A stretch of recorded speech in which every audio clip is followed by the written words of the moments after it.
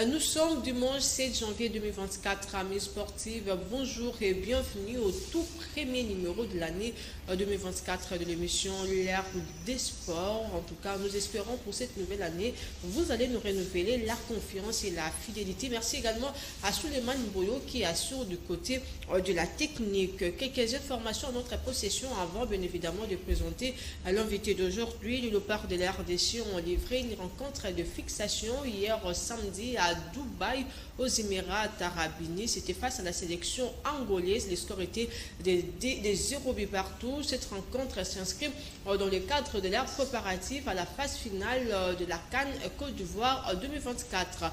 Le plus vieux derby quinois qui devrait opposer ce dimanche l'SV Club au Daring Motema Pembe est annulé suite en tout cas à son décision de la plus haute hiérarchie. Bon, on va en parler avec mon invité qui est bien évidemment Patrick Apataki, ancien joueur de Daring Motema Pembe, ancien léopard, chargé de la discipline de léopard, manager de Daring Motema Pembe. Bienvenue Kifo Apataki.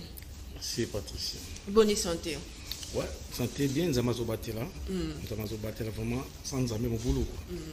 Voilà.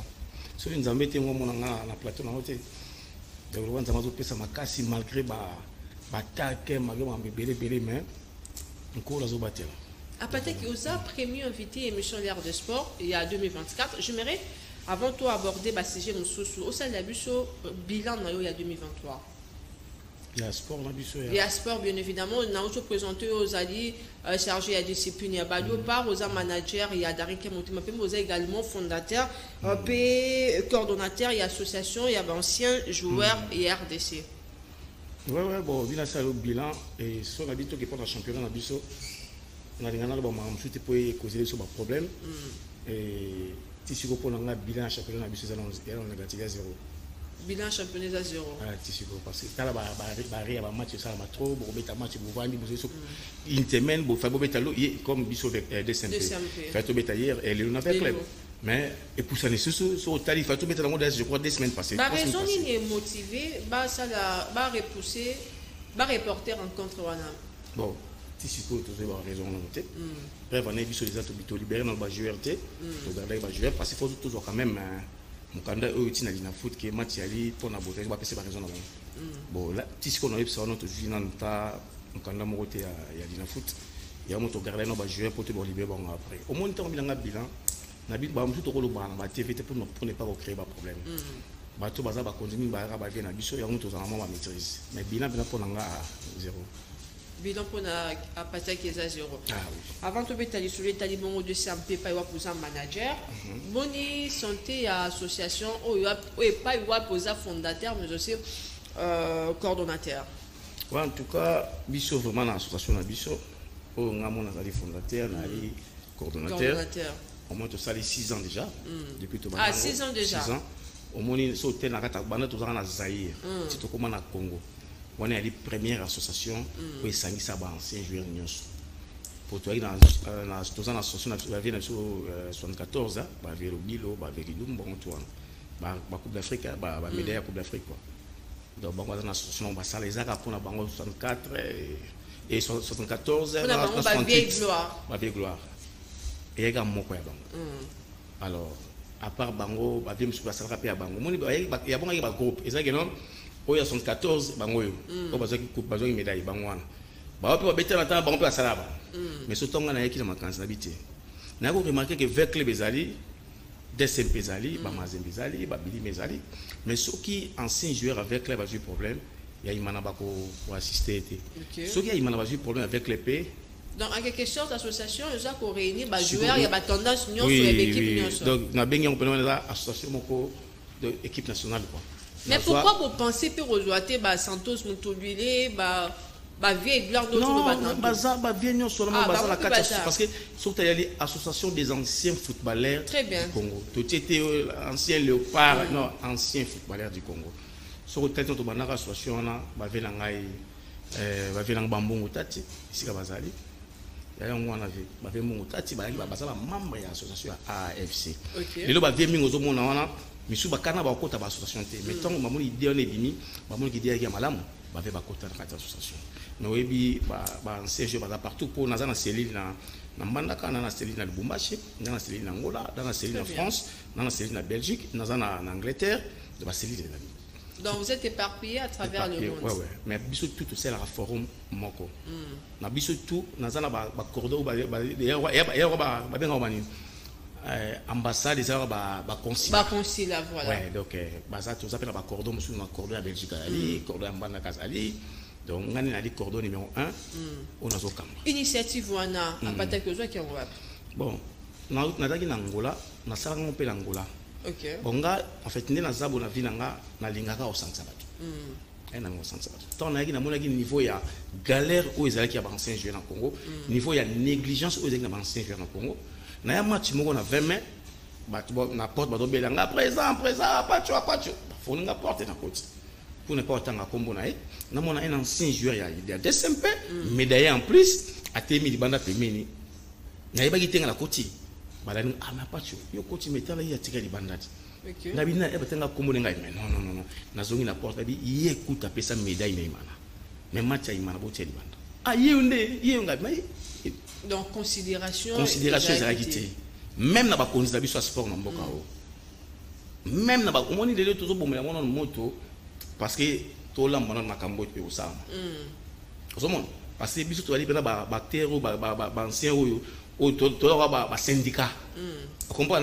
Tu revendiques les droits aux anciens joueurs, aux négligeables. Tu comprends? Les lieux comment on peut servir en boca. Comme ça, il va draper en boca. On met en boca en paille. On a hymne national de Beta. Et à l'époque de Beta en Turquie, tu as un Massananga Imba aussi là, na Ivos, l'équipe Morote. Mais ce qui Congo a eu problème, qu'on a tant d'ambassades d'Abyss au Congo, il y a une Turquie.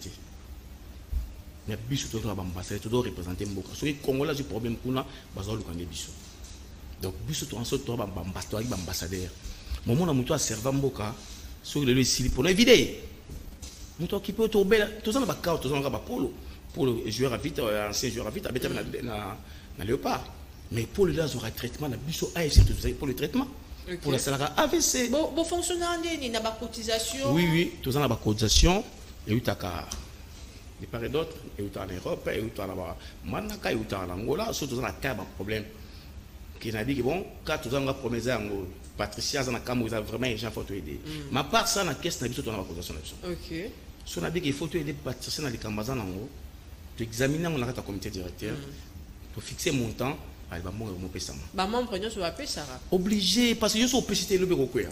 Voilà. Mais après, qui tant que bino ancien joueur bobeta bali ya mbongo te par rapport à la génération de est-ce que vous confirmez tes zoana bien sûr beta la bala mbongo te et à son âme président na biso Charles Tambo to tika biso et tant on est présent na biso imana a qui présent section foot to beta ba bomoni ki ba ya pataka sali match danser contre avec club mais il va pataka aux $30 ya transfert ya prime et $30 pose on fait à des jours ce qui est pas comme on a $30 dans représentant boy ce qui est là on a petit non c'est la mon cagnotte non c'est la mon cagnotte mais on a télé musique Congo OK ba jouer ba télé musique Congo tant on a besoin de son salaire terre on a bien qui ne peut na 2000 et né aux zonga vacances en 2004 on a habité on attend on ba bon usine moi Masanga et comme on fout quand même ba jouer na biso imana to on a coûté ba masa besoin salaire bino quand même bien mon salaire donc biso to beta bali ya ba galère mais tu as une volonté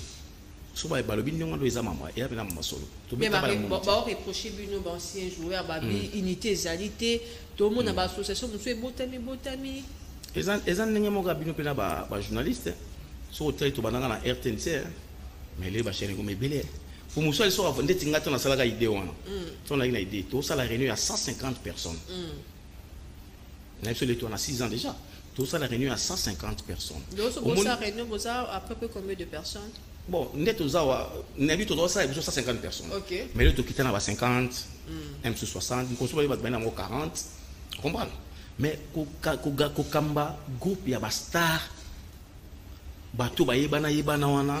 So ba moni yo apata ki mo vandi bozo kamba bango, so pas seulement be ogangi et tout le bio, on n'a pas vendre aussi. Est-ce que vous avez facile? Mukolo vana ndaka te apata ki na odigisenga ate na côté l'esprit.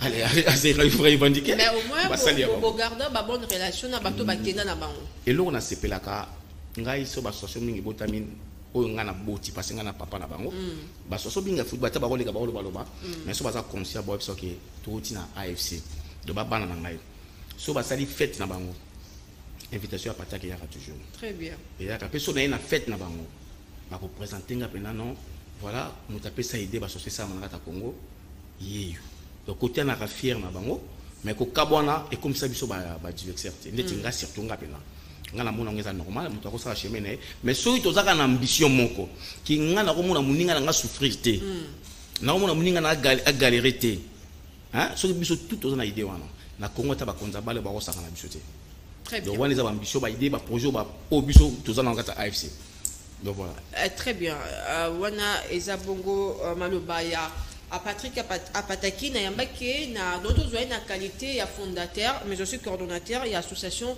ya ancien footballeur du Congo ndinga tout le batanto que ça fait 6 ans depuis que cette association les allez bon coexister en tout cas à bon va na association nous espérons et reconnaître na bané belé cette fois-ci na ngis qu'on a yamba na qualité ya manager ya Darren Clamotema ça fait premièrement combien de temps depuis que yoza manager na katia de CMP et tout ça les depuis tout bandi championnat depuis bandi championnat mon recrutement imana vraiment naza quand même muto ba jeune zo mona bazé belé wana et naza quand même parmi bato na zu ba jeune wana na staff na biso lokola ndeto yaki na tumba jeune na coach Maïs Mbavanga na coach Fish na coach Bunol et na vie na biso américaine na confiance pe bango ba pesa kinga yango tozoyi ba jeune wana lelo oza satisfait na recrutement oyo o participer qui ba joueur à Darren Clamotema même pour la saison bien sûr et là on est na osenga na ba imanien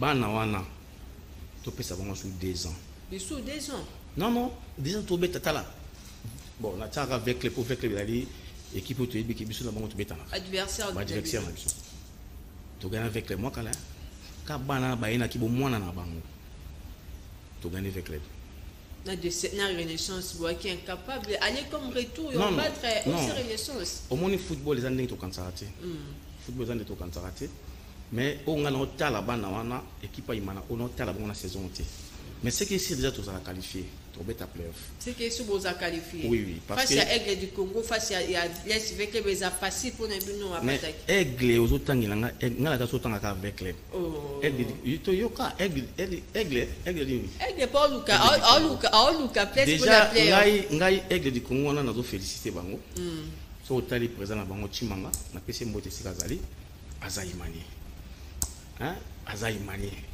donc à ça l'équipe naé il faut encourager toujours ba imani OK à ça l'équipe naé et qui n'est qu'en sens bien quoi donc à l'équipe on a so Nathalie ba comité on ba staff na bonga na yaka ba imani na ba imani donc pour na mona to boti so mona mo le to bota renaissance to boti aigle mais to boti aigle mais ke ba mona ko beta pe papa to mama te yango za ngo problème te problème ni omoni so iba ina na sens ne te biso to quantité to boule ke faut to beta aigle ba petit na nga ba jeune na biso ne bazana ba tsana mutu na monte photo beta aigle ba ba photo beta vita ba photo beta vita pourquoi bo mona ka vita non toto négliger aigle te il y a déjà et ces équipes on a ba bimeli en tout cas bravo maintenant on va continuer à lire wana très bien et ça ga makele bandité bolalité non c'est na pena na présent Chimanga bo continuer à lire wana aigle biso ba imani ba vrai imani lo ba biso na roza na pomme na aigle na yeso déjà que non bateau nyonso ba soutenir imana bateau nyonso ba bisa bon pona imana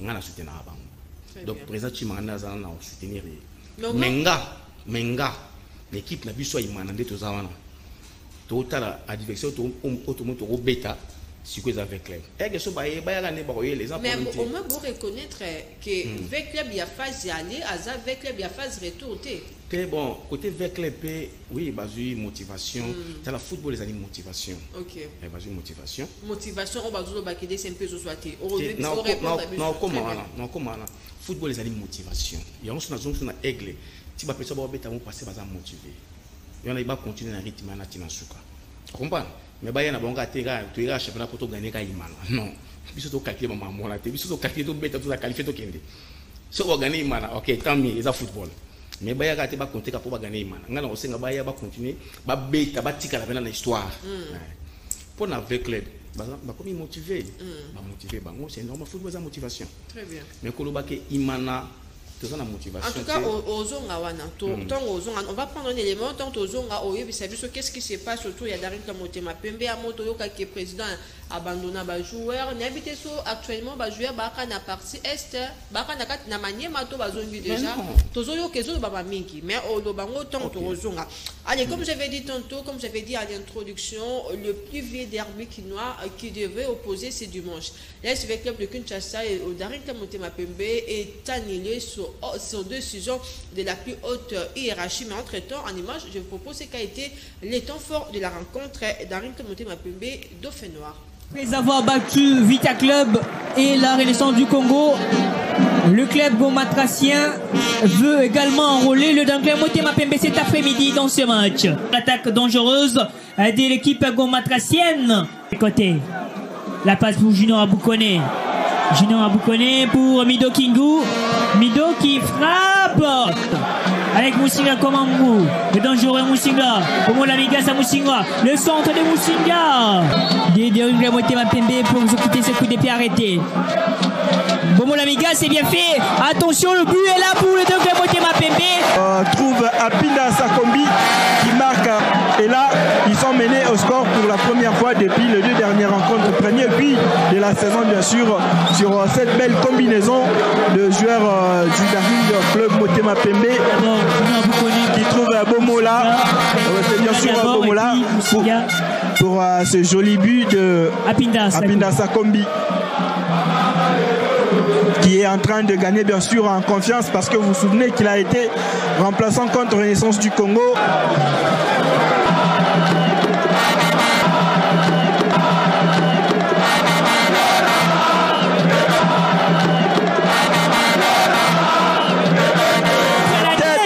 Le deuxième but qui arrive, le compte du Laval ancien de la Sekouya Sport pour le deuxième but.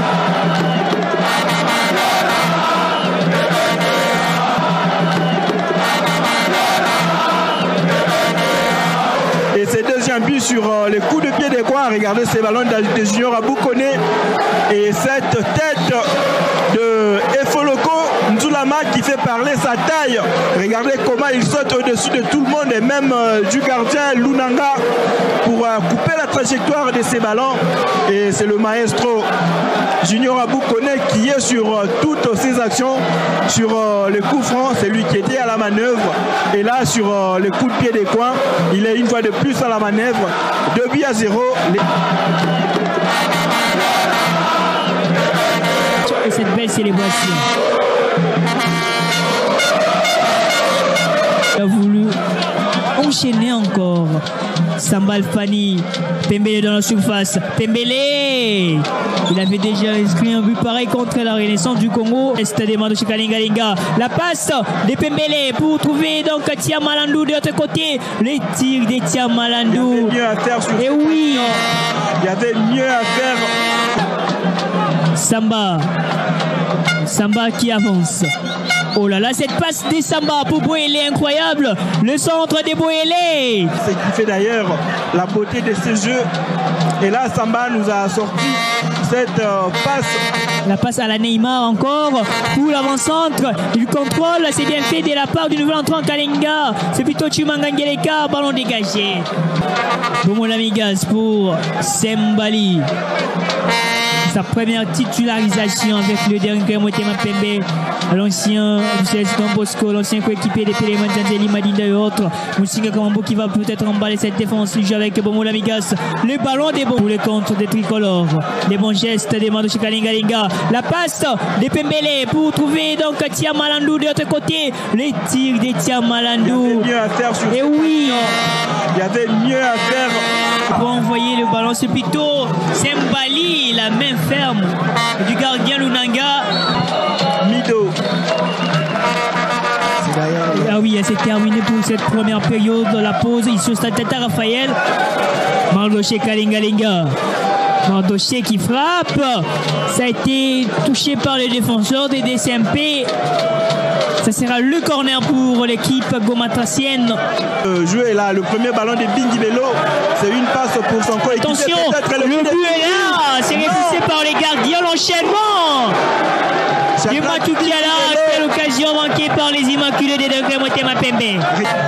Prochainement, pour avoir de très bonnes informations pour ces joueurs la tête. Et ce qui se passe très bien pour Sembali et ses coéquipiers jusque-là. Mido Kingu, le banc de Mido pour Bingi Bello qui se loupe. La victoire des Dunkley Motema Pembe devant Dofano Antigoma. Allez, merci à Suleiman Boyo. Vous venez de suivre quelques temps forts de la rencontre qui avait opposé les Dunkley Motema Pembe à l'AS Dauphinois. Le score final était de 2-0 en faveur de Zimania. Apataki na zonge panayo. Babi de CMP abandonné na manier maifuku tuba qui n'est pas tango fort ou bien mais un peu relié sabango ba joueur ba jouer ba prime té yango ça dake à chaque fois de CMP bimara libanda Kinshasa sera incapable de enregistrer ba résultat à Malam. Merci Patricia. Na éclaircir bien le mot bon comprendre. Joueur azora prime na moment ni. Il y a victoire. Hein? Joueur aura prime dans le moment de la victoire. Tant que le joueur aura prime. Prime, je sera prime sur le match, je sur prime. Donc, il y a polybongo, mais même partout dans le monde, l'équipe pour la raison prime. On a du football professionnel. On a droit de prime. Et ça, le Léopard, comme on a fait l'émission avant match déjà, je vais faire un abîme et tout. Mais logiquement, le football est ce qui. Attends le contrat, nous avons un contrat. Je vais dire que ça prime na un match, un contrat. Ceux qui ont gagné match dans l'autre temps. Quand vous avez la prime, on a question est-ce que tu gagnes un match qu'on a pour la bonne ça prime ben on a dit. Mais oui bah que tu pourrais pas match. Et retard va prime un match va jouer imana. Et Nazawa, toi na retard prime un match té. On est sûr. Na bien prime ya match. Prime ya match. Surtout dans la retard on a prime un match moko. Hein? Tout le bas. Mais des fois, on se pose des questions à Pataki. Les joueurs, il y a deux simples qui côté salaire et pour ça dans le problème. Ils ont régulièrement. Est-ce qu'il y a une mauvaise performance il y a équipe et deux simples? Bon, na si non question dans tel bozo pour le qui to na ba joueur na ba entraîneur ba no liaka pas tango fort. Déjà on est déjà ba et ba remember malokuta. Et ba message à lokuta. Pour n'importe lokuta. Et ça le roi ngana obeta na Lubumbashi. Imana ba yako beta na Lubumbashi. Match ici. So ba joueur imana ngana collègue na bango. So ba etala ngato vani to mérite lielo. Wani à les équipes. C'est là que vous comprendre. Est-ce que wani à les équipes doit ka le roi papier qui monte. Azali entraîner ya nini ya mani mainyo. Yavanga abeta na papier qui monte. Fiche abeta na papier qui monte. Sikoyo. So que ça qui tombe match c'est là que ça qui papier a bien si bon on a une ou deux fois ça se comprend mais c'est comme régulièrement non yobi une ou deux fois mais la telle chose n'est ngana za na papier so ko zo ça ba équipe mobimba ça va on a ba le banandeng na bango mais ça kaka batu oya beta na bango bali ba na to na kindu kuna bozana esika ko kendité bokele pa nani mais ba condition ba biboté dit ba joueur à deux CMP na kindu za déplorable ba va na quand ba réfugié de Toyoki c'est là certaines sources. Bon, il y a une émission moni pour l'émission ba wana ba remer ya ba mamba lukuta ko landa ngoti na le bité ke imana to na condition mo kwa kitoko non ngana susi na ngeza na ba imania boy ba imania lelo o bazo équipe particulier Paul Kasembeli yona baba tiko lubaka ba ko luba imana te biso to beta na imana supporter imana zo cotiser mongo bo va na entraînement mo na non ba supporter ba etike no ba saka lo soblo équipe est interne bon ba supporter ba etike ba saka lo so ba karta soso il y a équipe bozo beta mat dans stade joueur beti ki toko makasi ba supporter ba tambo ba sac besoin idéologie on a calé zonga mais na supporter ça comme joueur en charge non j'ai pas dit que il y a président non j'ai pas dit que supporter a joueur en charge na dit monter tango biso to zo beta na imana le problème c'est quoi charge tout ya imana to dit to tiki l'épaule mais époque et que c'est mais pourquoi renaissance na tanga ta comme renaissance pourquoi renaissance ba ça makambo aux supporters imanisa te ka supporter wa rofinga et ça ka supporter to critiquer équipe na yo mais il faut ba ngana o critiquer équipe na passer ngana zo contribuer so tuni ba msoka na futa ka critiquer non contribuer l'équipe na yo biso nga patena za na sala rango na sala ngo bazana ba ebele ba ebi na sala ngo na bimisa mbongo na nga ya poche na contribuer na équipe tozui 24 awa po ba tonga wa na ye na 25 asima na pesi 25 asima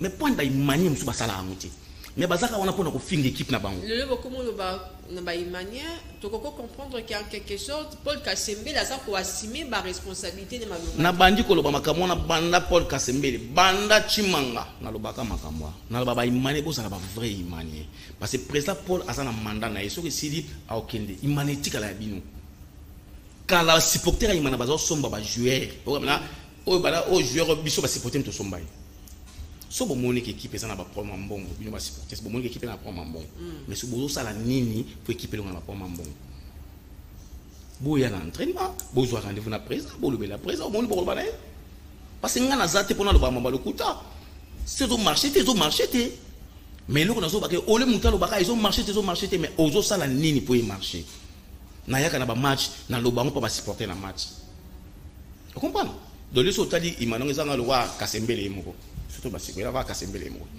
bana wana bazana besoin de motivation ya mbongo bazana besoin de motivation ya morale soutien pas ba supporter ezaka botala ka mbongo te so motiver bango mais mon supporter muso ko yaka match aya bandika ko finga mais auti na kamzu pe imane koma bakan songa na lela mingi na lela mingi koma bakan o ko ka chimanga o ka o Paul Kasembele songa na zara imana bakan tenga na vrai imani o boza na camp gauche camp droite pour nga boza ba imani bo ya pour équipe na bino avancement équipe na bino bana mike na to ba tout à l'heure non to pesa bon ba 2 ans parce que faut ta football les boye le pour beta bien pas na bino beta bien pas na bino bo sang bo l'équipe cohésion faisant l'équipe pour cohésion côté faut to mettre en équipe to mettre to ba ni to beta mais déjà pas na nga na to pesa bon ba merci ba joueur na biso ba jeune au moment na pesa bon merci ma petit bazo bunda pour tous atteindre un niveau tous ali puis ma petit va promettre biso que to kota na tozo qualification.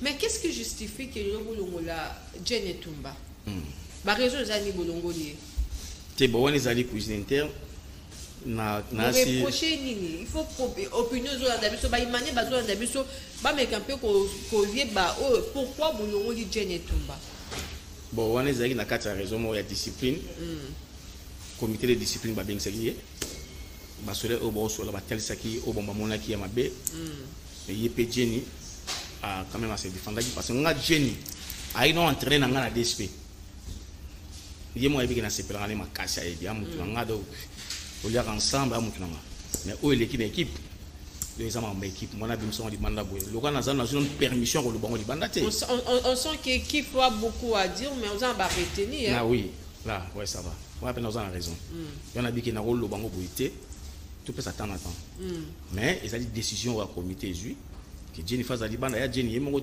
Jenny na entraîneur bagadi Bunol yepé ba suspendre qui ben paiement qui ba résultat PC à malonga té bon toutefois c'est un dossier à suivre ah oui to comme nous appuie na hôtel bon réhabilitation et stade 24 est-ce que c'est deux CMP est-ce que c'est Vita confusion côté Makasi parce qu'on a vu l'actuel président à l'SV Club n'a passage na à Bantenne à TV5 Monde pour confirmer que stade 24 ils ont la réhabilité par l'SV Club de Kinshasa. Bon pour la plus réponse non si on a des bossos on a sur que stade les a descendus donc on dit avant les bossos on a sur que stade et nous on les a confirmé que le stade des a deux simples si on est confirmé que stade est avec vous en a confirmation c'est au yoki no ka oyoka comprendre il y a un épisode que non on a vivra bien na makambo ba on a yoka yoka ati so na leki na plateau a fona le bon makambo ngamo na za na ba preuve ba travaux sont continuer ça peut se poursuivre mais ko ya ki to za ki timing présent Paul azaki na en déplacement parce qu'il est malade, na citoyen bien et tant azongi ndebo to bani misala bozongi ba travail le roi azongi boso misala bandi présent pour l'excès biso apataki botika ba lobaka mais biso to sa musala banda bandolo ba moto mona pe ba œuvre te mais sur coach na 24 mona ke ba synthétique c'est côté déjà on déjà donc c'est ça déjà. Comment réagissez-vous na bato ba on préfère encore vider Chimanga que Paul Kasembele?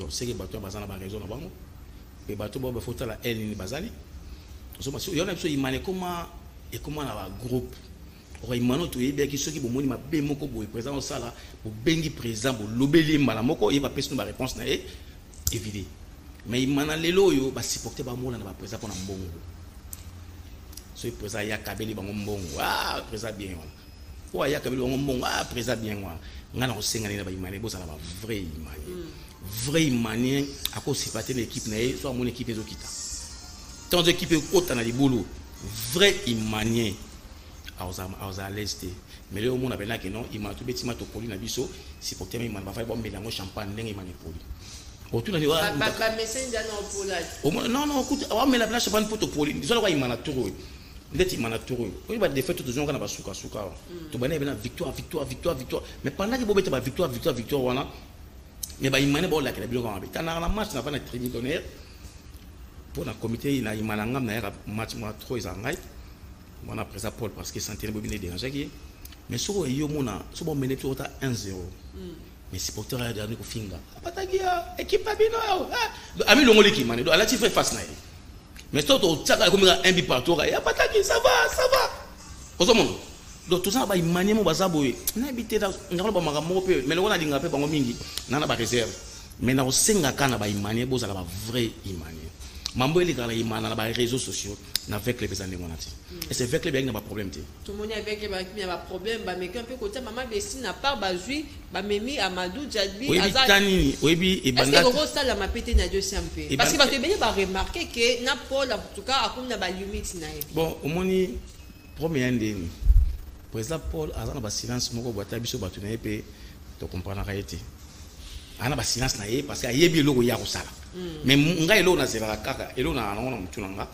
na linga président Paul sala kama malamu parce que nga za imani donc nga na luka malamu ezanga yi kala nga na imani na sala ba sacrifice et c'est nga na imani na zo amon na imani te na zo ni salaire ni prime à match au côté nga na dépenser amon na oui pourquoi na sala ngo pourquoi parce que na soutenir Paul le lo so président so pa ye na imani wana eka bon na ko soutenir ye o soutenir pe vidéo Chimanga on a ngana bana na kana Chimanga yo kana ki bozala ba contentieux ya na bi te na ngai na bina muta Chimanga on te la pese mbot na tongo eloko esala ka ezaka na ba imani oya basanka comprendre ndeti nga pate ko zatina na TV na kumisa o zwanga te atoza président to sanga moni o zwanga te na kumisa te na ko kumisa ba evo yo sa pour na équipe comprendre ngana président Chimanga na président Paul na zo ba mbongo te zo mbongo tsa professeur Paul zo mbongo sala bana bo esa ngesa mati mais na soutenir ka pe vidie ndebe no soutenir président Paul so imane o mona nga mabe itali nga so le président Paul azate président o yana imana so benga na pemene na ko soutenir so ba beaucoup plus à note mona o itali bongo gérance il y a Paul Kassembe le PC combien sur 10 au PC combien bon question non on linga ko tsana ba polémique mais il y a sans polémique te na répondre bon na PC 9 si au comme yo poser une question si on a répondre si au comme pour nani ouais la tendance na yo slogan il y a 200 p mais ouais la tendance na yo slogan s'il vous plaît slogan 200 p zaka 200 p ini est imbattable est-ce que vous pensez que c'est possible na ba guerre non ce côté na kati ya 200 p bo bino nyonso ba ancien joueur ba dirigeant bino so se réunir autour d'une même table c'est possible vous pouvez pas attendre oui Patricia na zongo le logo to na to bano siko ke na PC 9% au kamwe na so ngana muto te na ko leka na TV na ba mabe imana ata lelo na zago première équipe te na sala muti na vrai imana linga équipe manga makasi permettre équipe avancer c'est pour équipe avancer pour équipe avancer il faut ngana leka na TV na ba mabe équipe manga imana na okendo lo banga ki de droit na ye na ifani si batu na solo na bango boité ne na salaka et c'est il faut na leka na TV tout so peut-être so commenter ba nous so ba bi dire que 2MP est malade. Bon, et gravement malade sur notre coco de Batabongo. Bon, il y en a des choses qui non, Naza, monto na loba mabe équipe na TV. Il y en a batu wana balobi. Il faut tout na ka bango pourquoi mo babi ne wana. O lobi soki il mana ini fort en batalo wana bien. Tout le monde ba mons mbayo ba gentini ba beminaku ba vidéo Chimanga ba Paul Kassembe les bango so ko vendre en tout cas même à autour il y a papa Jonas. Wana eza idée moko Patricia ongana za na. Mais malheureusement basankara ba okufa basankara ba olinga sala mate pour me balia et aux ajouter so ma bépé ba présent na biso nous tangi ba komona bango wana ba présent sur ba o bazana ba politique ba olinga non faut bato ba fingira nga bato faut bato ba komisa nga balinga blonga ndengwana or que soki lelo nga na lobango chaque fois vidéo za na zona na mtu na TV président Chimanga ebi na zo bana présent il faut ko sangisa bato nyonso po imane to la malamu président Paul Azawana na ebité sur l'émission yo na loba pe na président Paul na ba président to sangana mais sikoyo premier ali ba 142 ba olingate so ba sangani ndengwana ba président ba sangani bongo ba 140 ici ba vivre ndé sikoyo ba présent le quoi ba mtu zo attend autant à TVT ba 140 ba 142 aleki na réseaux sociaux a betu le mongo ta asuka ni on a son na sega parti de en présent présent moni kuna na bomi bango par exemple yaka so ma $200 so ka na TV boy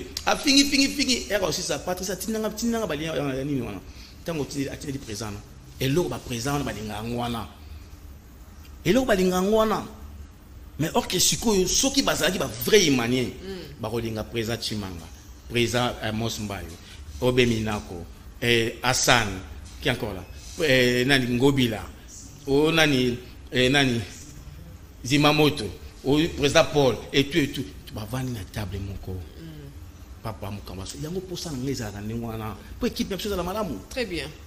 Allez, avant de aborder le dossier Abadopar, je m'aimerais à que au tali caméra au lancer message na ba imanye nyos baso na biso de partout. Vraiment na o senga ba imanye nyos partout ici ka bozali bozonga bana ndako match to ticket na ngoza match mi bale to ticket na vet club otoebi rival na biso et na bana na biso aigle bana na biso to combien bango bana te il faut pas minimiser adversaire na minimiser bango te ngana on minimiser bango te oto ko passa so be ngana bana te aigle uti na pa na biso donc présent aigle na comité na ye baza ba imanier donc les renaissance c'est salamaki comprendre renaissance c'est salamaki ngona to benga renaissance bana biso ti donc il y a un message dans les aboués to tika na deux matchs avec club na aigle to senga na présence ya moko na moko ba imanier boya pemene équipe na bino bo soutenir équipe na bino pe photos à la ini to tika na biso ko lekala ba TV na ba réseaux sociaux pour to finga ka équipe na biso tant yo bebisa ko finga imana okezali tant oyo ko pesa maloba malamu pour équipe nekende liboso na ba pesa message na ba présent nyonso oyo mama Patricia tangi ba komona bango vraiment na yebi ke boya na imana po bozaki ba imanier boya équipe eza bino boya bokutana to vendre ensemble pour na avancement imana na biso o nga no lancer message et uti na comité imana te na lancer message étant que imanier to vendre ensemble bokutana pa mukamba pour na avancement ya imana vraiment en tout cas dimanche za malam pour na bino ba président nyosa imana tangi tu kombote ai diambito Tito Idiambito, on a pas ngai. Bon, on peut pas lire moi. Très bien, merci beaucoup à Pataki. Nous espérons en tout cas l'unité va régner au sein du Directeur Motema Pembe. Comme dit leur slogan, Directeur Motema Pembe ini est imbattable. Avant d'aborder le dossier de Léopard, il faut noter que pour le compte de la poursuite du championnat de Ligue de la RDC, une seule affiche est prévue, c'est dimanche au stade Joseph Kabila Kabangé. L'équipe locale, l'AS Maniema Maignon, reçoit l'AS Dauphinois. On va parler cette fois-ci des Léopards de la RDC, je l'avais dit à l'introduction. Les Fauves Congolais ont fait GK de 0 but partout face à la sélection angolaise. Cette rencontre est inscrite dans le cadre de préparatifs parce que les Léopards de la RDC vont participer à la phase finale de la Coupe d'Afrique des Nations Côte d'Ivoire 2024. À l'image, on va vous proposer l'arrivée des Léopards à Abu Dhabi aux Émirats Arabes Unis. Bon, moi, l'Égypte et Abu Dhabi, c'est 3 heures du temps. Donc, je veux bien voyager et puis je suis bien arrivé. On connaît déjà ce qu'on est venu faire ici. Ici, c'est la préparation. On aura 2-3 matchs à jouer et après, c'est la CAN qui va s'annoncer. Donc, on sait déjà qu'on est prêt et on a eu le temps vraiment de se reposer aussi 2-3-4 jours. Parce que nous, on a fini le championnat le 26. Je pense qu'on est frais pour entamer la préparation et puis aller finir avec la CAN. Ben, mes impressions sont qu'on va essayer d'aller le plus loin possible et tout donner pour le peuple. Au revoir à tout le monde. Déjà d'être là, je suis très fier d'être sélectionné pour cette CAN. C'est une énorme chance pour tout le monde, pour le pays. Et on va travailler fort pour représenter bien le pays.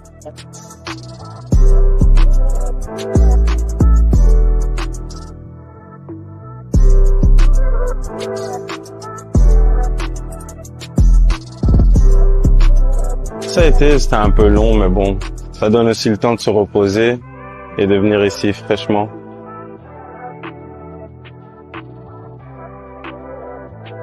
On veut bien commencer l'année, on est ici pour se préparer et pour rendre fière la nation. Bien sûr, on a eu le temps de se préparer, on s'est maintenu en forme en club et on est prêt. Let's go!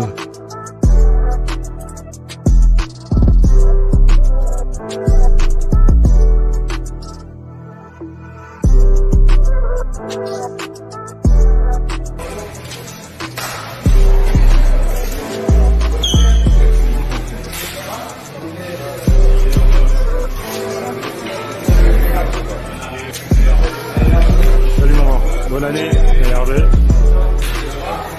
Ça va, bonne année. Bonne année, meilleur vœu. Regarde, on mettait vous la faire quand on s'en va.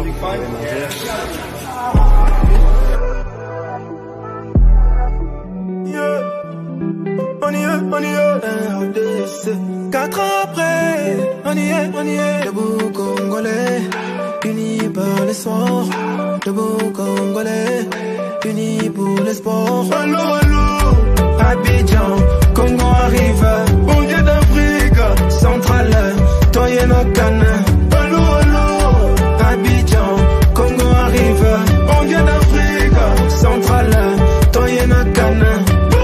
Jamais 243, Ghana, Abidjan, sans Congo, jamais. Léopard la force de frappe, voici la calife, ainsi jamais. Yohan Wissa Gol, qui a dit qu'on n'y serait pas. Mais chaque Elia Gol, Léopard jamais abandonné. Piston Kalala Mayele, Piston Kalala Mayele, Piston Kalala Mayele, Piston Kalala Mayele. Chant, c'est le Mbembo. 4 ans après, Boulot Palais, on y est. Vitolen Simbo. 4 ans après, on y est. Allô, allô, Abidjan, Congo arrive. Bon Dieu d'Afrique, centrale, Toyena Ghana. Allô, allô, Abidjan, Congo arrive. Bon Dieu d'Afrique, centrale, Toyena Ghana. Dieu merci, tu nous as donné Mbokani. Jusqu'à 5 Bano, Kael Kakuta, Seri Bagambo, Baga Baga Gola, Fimbo na Fimbo, Arthur Masako, Mugoko Malezoso, Boka Bataka Balia, Bongonda Aya, Malezoso, Abwaki Bataka Balia, Tomoye Kacha, Raka Golo, 4 ans après, on y est, Yo, Nene Mbasi, 4 ans après, on y est, allô, allô, Abidjan, Congo arrive, bon Dieu d'Afrique, centrale, Toyena Ghana. Allô, allô, Abidjan, Congo arrive, bon Dieu d'Afrique, centrale, Toyena Ghana.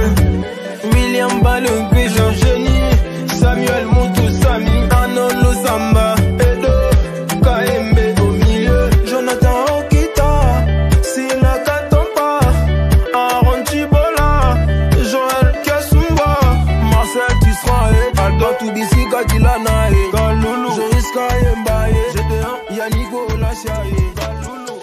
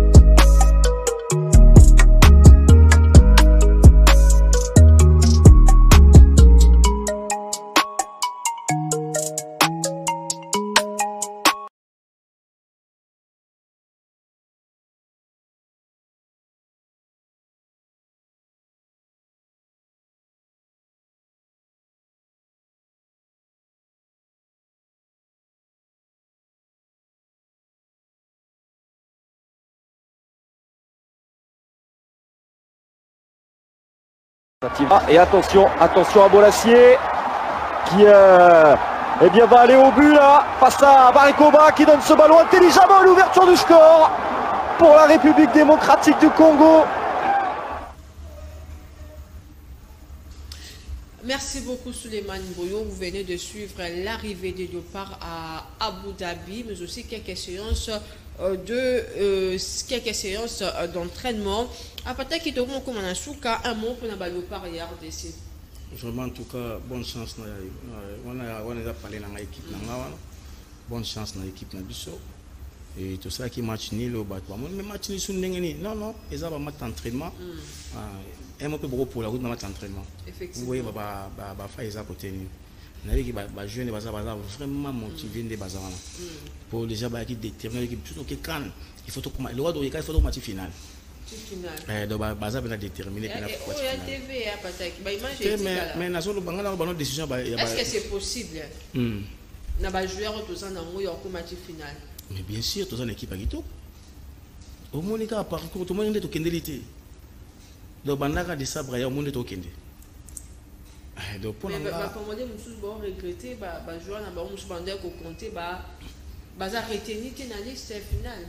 Et ça la rend, on a battu sur liste en combien de joueurs. Il a combien de joueurs.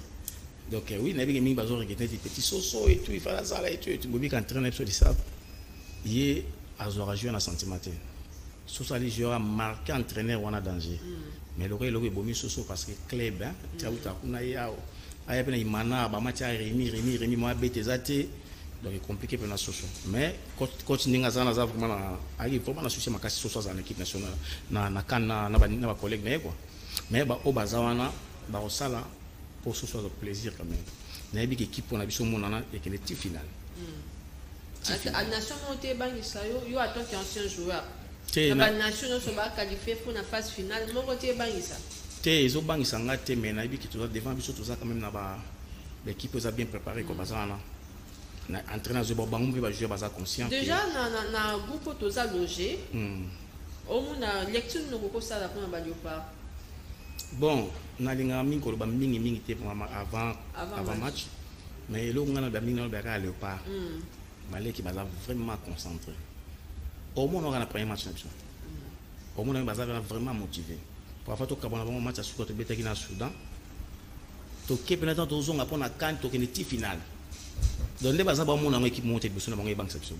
Espérons en tout cas bonne chance aux fauves congolais. Nous sommes arrivés pratiquement à la fin. J'aimerais au Salibiso résumé tout dans le mot de la fin avant de se séparer. Vraiment, message dans la Soukona Oloba. Et ça, car on a collègue Nangaï, ancien léopard. Et nous avons la banque qui est tout aux la dernière équipe, surtout. Et nous avons dit suspect au Barossa à Cannes, côté la compétition. Barossa Lawana. Nous avons dit que tout ça a la morale bisognoso. Nous avons dit un message pour les membres de la AFC, association AFC. Dimanche, autre une activité. Mardi, tout faut tout en réunion. Passer pour des déplacements. Tout ça, la Massimani, 44. Namatongé. Donc, c'est couloir. Tout ça, déplacement qui sont tout. Donc, on sait que la bisognoso. Avant quand vous ça déplacement qui sont tout. Tout ça, déplacement qui sont tout. Vous avez bisognoso. Vous préparez quand la spiritualité puis la monde à la monde à nga sambela nga nabite na ndimango te nabiki sala ka nga sambela na ngai donc nga installer la tongo na olala na tsaka léopard na boka nzambe donc voilà na otsape comité mumba fédération mande bazawana atsema na boka nzambe voilà quoi et ministère puis na tsebona na boka nzambe avec na kabulo tsepé na boka nzambe bon bon dans l'équipe tout et résultat madame quoi voilà. Allez, merci beaucoup. C'était Apataki Patrick Oazaki Bongo, invité, le tout premier d'ailleurs invité de l'émission L'Art de Sport de l'année 2024. Je rappelle, il est chargé de discipline de Léopard. Il est également manager de Darren Clamoté Mapemé, mais aussi coordonnateur et fondateur de l'association Ancien footballeur du Congo. Avec lui, on a parlé l'actualité, on a parlé en tout cas, on a englobé beaucoup de choses à la fois. Merci à Suleiman Mboyo. Concernant la rencontre, en tout cas, que les Léopards ont livré hier, eh bien, nous espérons dans nos prochaines émissions, soit dans l'émission de demain avec Yannick Ndjouki, vous aurez sûrement les images de ce qu'a été les temps forts de la rencontre amicale République démocratique du Congo Angola. Et bien cette rencontre est dans le cadre de préparation de Léopard avant bien évidemment d'aller du côté de la Côte d'Ivoire. Ici au pays, une seule affiche est au programme en ce qui concerne la poursuite du championnat d'élite. L'AS Maniema Union reçoit au stade Joseph Kabila Kabangé de Kindu l'AS Dauphin-Noir. Merci aux fidèles téléspectateurs de l'émission L'Air de Sport. Merci également à Suleiman Mboyo qui a assuré du côté de la technique. Quant à moi, je vous retrouve le dimanche prochain pour un autre numéro de l'émission L'Air de Sport. Mais entre-temps, restez branchés au programme de Canal Télévision. Juste après moi, Laura Fabrice va vous présenter l'émission Tranche Musique à Ezekissa Bango. Au revoir.